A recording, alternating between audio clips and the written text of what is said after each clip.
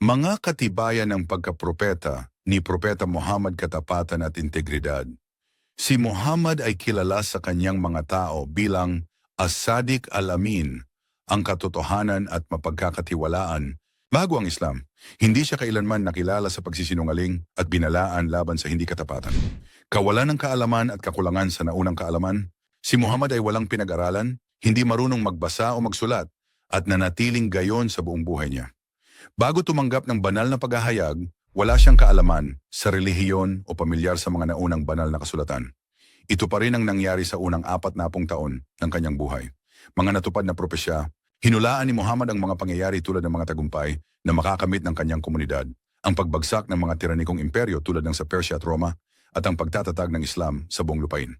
Ang mga pangyayaring ito ay eksaktong naganap tulad ng kanyang hinulaang na tila siya ay nagbabasa mula sa isang bukas na aklat ng hinaharap.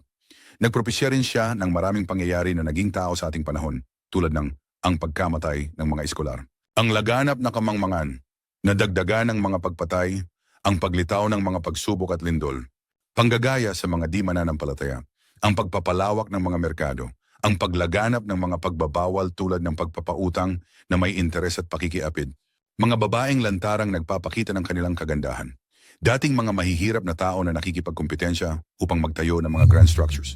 Ang Quran, isang himala sa panitikan. Si Muhammad ay binigyan ng isang talata na walang kapantay sa pagsasalita at kalinawan. Hinamon ng Quran ang mga makatang Arabo at lingwista sa kanyang panahon, na kilala sa kanilang kahusayan sa wika, na gumawa ng kahit isang kabanata na katulad nito. Sa kabila ng kanilang kadalubhasaan, nabigo sila.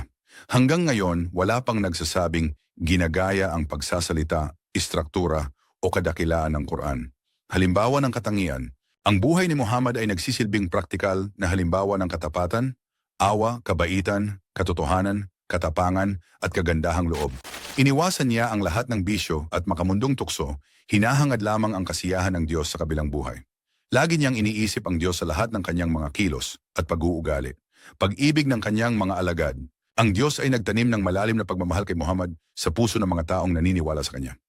Ang kanyang mga kasama ay handang isakripisyo ang kanilang buhay, mga magulang at kayamanan alang-alang sa kanya.